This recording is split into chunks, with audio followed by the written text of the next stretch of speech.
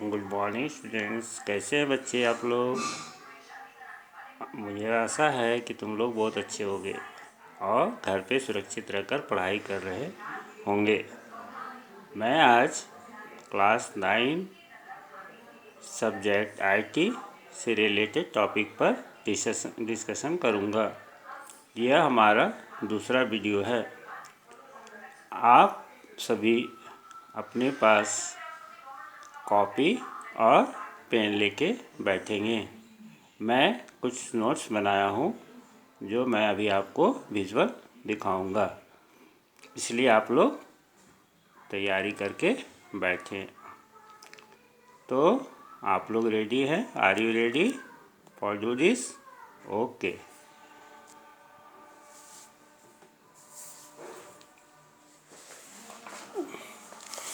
Look at this preview. How to write in the copy. First of all, you write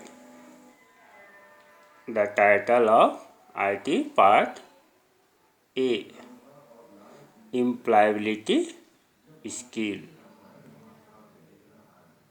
Next, Communication Skill.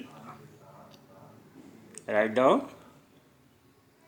Okay. I give you introduction about employability or communication skill. Do you know, today in digital world, organization like government, public and private sector prepare to hire people who are trained and ready to go to work. The two greatest concerns of employers today are: first, good workers; next, second, job readiness skill. That means आज के digital world में सभी संस्थानों को ऐसे worker की आवश्यकता पड़ती है जिसमें वो वर्कर सभी तरह से परफेक्ट हो। उसमें जॉब रीडिंगनेस मतलब जॉब के लिए पूरी तरीके से तैयार एक कौशल व्यक्ति की आवश्यकता होती है। Let us know about employability skill. इसके लिए आपको जानना जरूरी है कि एक एम्प्लॉयर के लिए उसमें क्या क्या कौशल होना जरूरी है। It is a basic skill necessary keeping and doing well on A job. वो क्या कर सकता है कि ये ज़रूरी है उसके लिए कि वो सारे ज़रूरी चीज़ों को अपने पास रख सके अच्छे कार्य के लिए। They have face some fact like, जब वो किसी कार्य के लिए जाते हैं तो उसको कुछ ऐसी चीज़ें फेस करना पड़ता है जिसके लिए वो तैयार रहना चाहिए। क्या वो चीज़ें हैं इम्पॉर्टेंट चीज़ जो उसको फेस करना पड़ता है, या उसमें कौन सी ऐसी योग्यता होनी चाहिए? सबसे पहला कम्युनिकेशन स्किल, बातचीत करने की योग्यता। दूसरा है बेसिक ICT स्किल, इसके लिए उसे बेसिक नॉलेज होना चाहिए किसका? इंफॉर्मेशन कम्युनिकेशन टेक्नोलॉजी का। तीसरा है ग्रीन स्किल। ग्रीन स्किल का मतलब आसपास के वातावरण से उसकी जानकारी भी उसको होना चाहिए। चौथा सेल्फ मैनेजमेंट स्किल, उसमें खुद का प्रबंधन करने की क्षमता होनी चाहिए। तीसरा है एंटरप्रेन्योर योर स्किल। उसमें जो है दूसरे को सिखाने की या उसमें दूसरे को बताने की योग्यता भी होनी चाहिए। नेक्स्ट जो हमारा है वो है आपका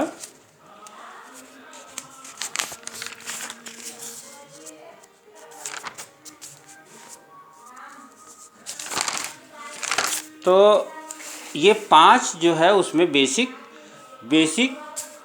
चीज़ होना आवश्यक है। सबसे पहले कम्युनिकेशन स्किल क्या है। फर्स्ट जो मैंने 5 लिखाया उसमें से सबसे पहला क्या था, कम्युनिकेशन स्किल। इस कम्युनिकेशन स्किल में उसके लिए ये ज़रूरी है कि वो क्या है और उसमें क्या क्या होना ज़रूरी है। तो सबसे पहले कम्युनिकेशन स्किल इस तरह से लिखेंगे, सेक्शन 1 कम्युनिकेशन स्किल। इसका डिफिनेशन क्या है, बोलता है it is a process of transferring और शेयरिंग ऑफ इंफॉर्मेशन बिटवीन 2 और मोर पीपल। इसका मतलब है कि ये किस प्रकार का स्किल है, ये स्किल इस प्रकार का है कि इसके द्वारा एक पर्सन से दूसरे पर्सन के बीच में ट्रांसफरिंग क्या किया जाता है, इंफॉर्मेशन सूचना का आदान प्रदान किया जाता है। ये कम्युनिकेशन स्किल में सबसे बेसिक चीज़ होता है कि हम किस प्रकार से कम्युनिकेट करें, हम एक दूसरे से किस प्रकार कम्युनिकेशन करें। क्योंकि जब हम किसी वर्क स्पेस में रहते हैं तो वहाँ पे बहुत सारे लोग रहते हैं, तो वो आपस में अपने जानकारी को किस प्रकार से शेयर करें, ये बहुत ही आवश्यक है। It is two-way process of reaching mutual understanding in which participants not only exchange information, news, idea and feeling but also create and share a new meaning. Communication is the function of all human in isolation. It is basic need of interact with other. इसका मतलब क्या हुआ, सिर्फ communication में हम बातचीत ही नहीं करते हैं, इसमें जो भी योग्यता है उन सारी चीज़ों को एक दूसरे से शेयर करते हैं। जैसे अपने सूचना के बारे में, अपने आइडियाज़ के बारे में और अपना जो फीलिंग होता है वो दूसरे को बताते हैं। ये हम कम्युनिकेशन स्किल में ये हमें बताया गया है। इसका जो बेसिक साइकिल होता है कम्युनिकेशन का, उसको मैंने चार्ट के द्वारा आपको समझाया। तो ये जो आपको बेसिक चार्ट दिया गया है, इसको आप अपने तैयार करेंगे, लेकिन मैंने रफली इसको तैयार किया। Basic cycle of communication follow given chart. जैसे एक सेंडर क्या करता है, वो इनकोडिंग करता है। किसको इनकोडिंग करता है, क्या इनकोडिंग के रूप में भेजता है, मैसेज। फिर मैसेज का क्या होता है, डिकोडिंग होता है। फिर रिसीवर को मिलता है, रिसीवर फिर किसको रिस्पॉन्स करता है, उसके बाद फिर फीडबैक में जाता है कि उसका किस प्रकार का रिस्पॉन्स है। फिर उसके बाद and lastly goes to sender, फिर वापस वो सेंडर के पास चला जाता है। इस तरह से कम्युनिकेशन होता है आपस में। जब 2 या 2 से अधिक व्यक्ति आपस में बात करते हैं तो ये कम्युनिकेशन स्किल में ये रिस्पॉन्सिबल फैक्टर्स हैं, जिसे आप अच्छी तरह से अपने समझा होगा कि कम्युनिकेशन स्किल क्या है। Next video I will give you details on different way of the communication. तो मैं अगले वीडियो में आपको डिफरेंट और जो से रह गए पॉइंट उसके विषय में विस्तार से बताऊंगा। तो टुडेज होमवर्क लिखें। Today's homework is make a flow chart. आप क्या करेंगे, एक फ्लो चार्ट बनाएंगे विथ एग्जाम्पल, विथ टेस्ट और पिक्चर के द्वारा। ये आप रफ कॉपी में भी बनाएंगे, बाद में स्कूल खुलने पर आप इसे हमें दिखाएंगे कि किस प्रकार से आपने घर पे रहते हुए पढ़ाई की, क्योंकि ये आपके लिए बहुत ही आवश्यक है कि जो मैं यहाँ पे स्टडी कर रहा हूँ, आप इससे क्या सीख रहे हैं ये मुझे कैसे पता चलेगा। इसीलिए आप जब स्कूल खुलेंगे तो मैं आपके सारे नोट्स देखूँगा।